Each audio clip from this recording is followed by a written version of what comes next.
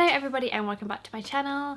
So today I thought we'd do a little catch up because I have fallen off the YouTube bandwagon, haven't I? I was doing so well and then basically I'm sort of back at work now. So just to give you a little update, I've got my cup of tea with me, even though it's like one of the hottest days ever. I thought I'd get this video done in the morning before it gets even hotter. I just thought we'd have a little chat really and catch up. I've opened up the shop now 3 days a week. So I'm going in Monday, Wednesday, Friday, 10 till 3. I am hoping that my sewing school, so like the actual teaching and classes side of things, will open up next month. Because in the UK from the 4th of July, they're saying pubs, bars and hairdressers and things can open. But they're saying no to beauty salons and things for another couple of weeks after that. I think it's to do with face-to-face contact and the number of people that you have face-to-face contact with. So I'm hoping, because obviously there's no like category for like classes or like, because like I'm not really like a school where there's, you know, hundreds of students that need to be split into smaller groups. So it is really hard to sort of navigate, but because we have a maximum of 8 spaces in our actual sewing school upstairs, I think I'll be okay. And they're all at about 1.5 meters apart. So even though that they've reduced the social distancing to 1 meter in the UK, I think we'll be fine. But I just want to sort of slowly go back to it, because I phoned my mum this morning and we were just chatting, and I am actually shattered, and I'm only doing 3 days a week and I'm not teaching. And it's so weird how your body gets so used to a different routine that when you go back to your original routine, it's really hard. And I'm quite comfortable working from home because I did it for 7 years.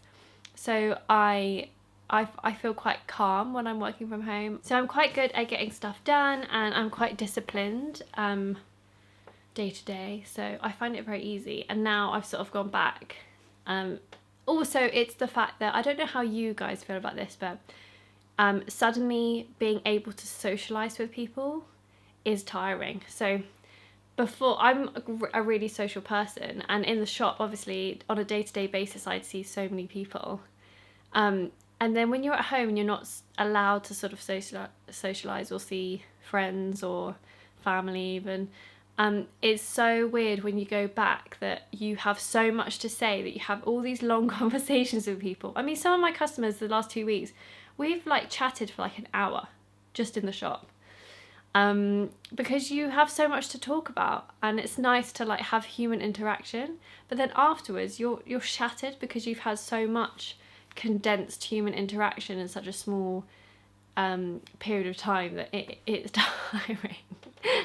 But yeah, I don't know, I'm really happy to be back, but that's my plan. So I'm gonna slowly open little bits, add a club here, add a club there, and then by September we'll be 100% back to normal if the UK doesn't have another spike and we all have to go into lockdown. But we won't talk about that because that's not what we're thinking about. Everything's gonna be fine.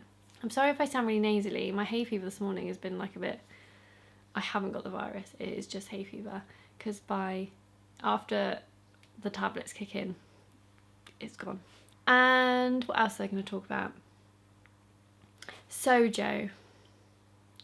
I have lost my sojo a little bit lately, and it came in waves. Like at the start of lockdown, I was really unmotivated. And then I did a few things and it suddenly came back, and I made that shirt and the denim dress and my indigo, the tiger print indigo, if you've seen that on my Instagram. But now it's gone again. So I think it is just me sort of like being stressed about opening up the shop again and stuff like that. But when I speak to people, there are a lot of you are feeling the same, and I honestly think it's just like a timing thing. And soon it will come back, and then it might go again like it did with me. But we're just gonna have to ride the sewing wave and see how it goes. But I'm sure we'll all be fine. Another thing I really want to talk about, especially on this channel, is the Black Lives Matter movement that's happening at the moment. I have sort of like lived in a little bubble, and I never thought, I knew that there was racism in the world, don't get me wrong, but I didn't know how bad it still was, and I know that's really naive, but I think I live in a little town in the country, and I mean there's loads of people of colour here, but it's not like a big deal. I know that sounds really weird, but I don't know, I've never seen outward racism. I've heard about it, but I've never seen it with my own eyes. So for me, I just thought that there was just these one-off few people in the world that just had like a really warped opinion on colour, and it is sickening. The more stories that come out, I'm quite ashamed that I sort of wasn't acutely aware of how rife it still was. And my point is, I am doing so much research on it. I'm reading books, I've got all the blogs, all the podcasts, and I have to do it in little bits because I'm quite a sensitive person, and I am using my white privilege to step away for a bit at a time so that I can just sort of like gather my thoughts. And I'm sorry if I've ever hurt anyone or said something that offended you, because I'm suddenly so acutely aware that there are so many small things, that all of those tiny things and those tiny niggles could cause someone so much harm in the long run. And I am totally unaware if I've ever said something disrespectful or like not inclusive, or if I said something about sewing that has made you go like, oh, like shut up, Soph, like. But I am sorry if I've ever made you feel like that. And basically I always thought that the sewing community was so inclusive because, you know, it doesn't matter where you come from, what age you are, your heritage, the colour of your skin, like what taste you have, what fashion style you have, like we all love sewing and we all love making our own clothes. And so I just assumed that because we have that unified love of sewing, that there would be no discrimination in the sewing community. And I am so wrong about that. Like, and you know, I'm so glad that it's all come out, and I know that it's almost like too late because it's just like, why did no one notice it earlier? But I think that with lockdown and us all being at home and us all being able to look and research and have time to look into it more and hear and listen to people, I think it's been really, really good. And I think it's been really good for everyone, and hopefully this sort of like momentum will just keep going and keep growing. And yeah, I think as someone who opened up a sewing school purely so that people could connect over sewing, I'm quite ashamed that I didn't realise that I might be making it exclusive to a certain group of people. And I'm working really hard with that. We have quite a few regular sewists that are from different backgrounds and have different heritages, and we have biracial students, and I think I'm proud that we have such a varying group of people from all different ages and all different backgrounds, and I love that about the sewing school, but there is so much more I could be doing. So we're working on it. I'm working hard, I'm educating myself, I'm listening, and I just want you to know that I am aware of it. I'm not just sitting on my little high horse pretending that I'm a good person.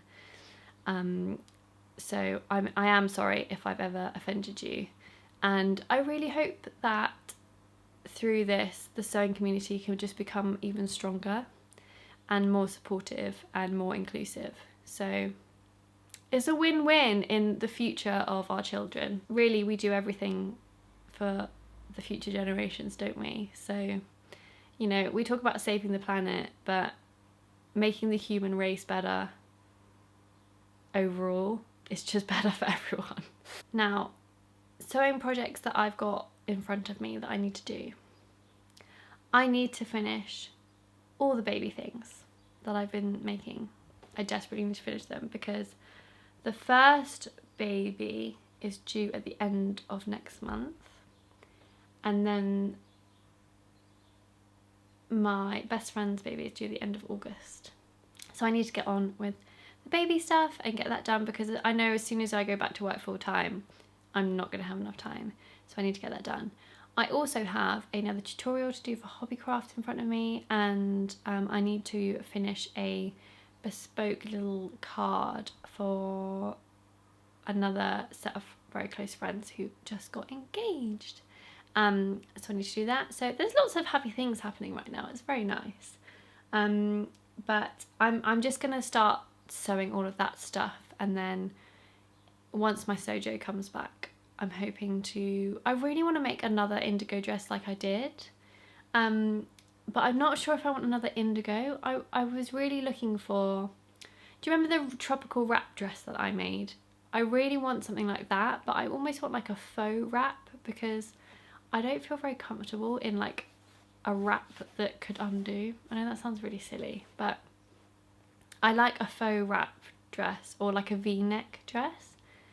And I've seen some, but I never write down the pattern numbers, and now I'm trawling through tons of patterns and I can't find the ones that I thought I saw. But I did see today that McCall's have a pattern called Sophia, and it's like a V-neck button front maxi dress, like a tiered skirt, and I was like, oh my god, I need that. So I might have to search for that on the internet and find that. Because, I mean, it's a nice long tiered dress, and it's named after me. Well, it's not named after me. It has the same name as me. They have no idea who I am.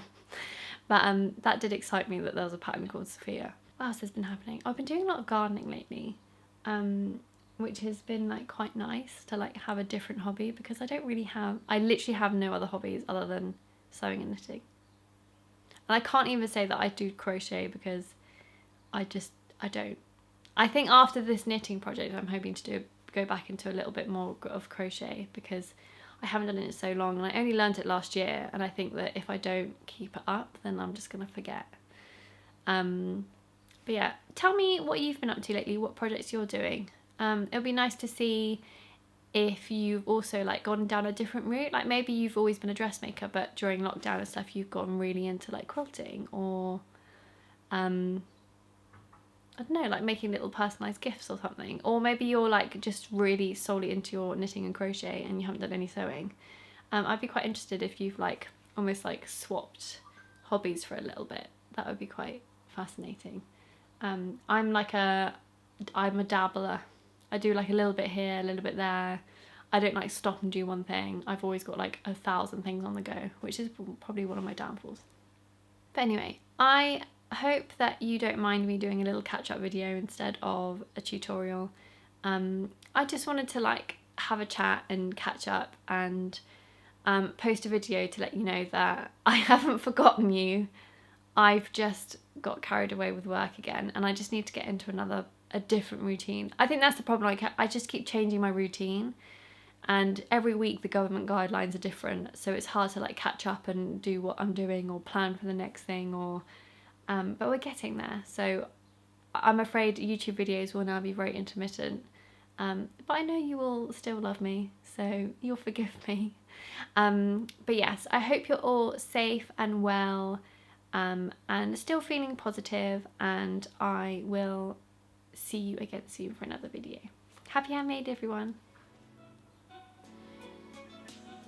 Why do I always let my tea go cold?